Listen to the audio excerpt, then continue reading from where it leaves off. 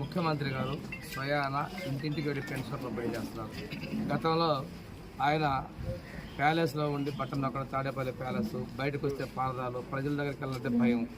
ఇటువంటిది కాకుండా Z+ security ఉన్నటువంటి మా ముఖ్యమంత్రి నేరుగా లబ్ధిదారులకు ఇంటికి వెళ్ళి పెన్షన్ పంపిణీ చేస్తూ ఉన్నారు.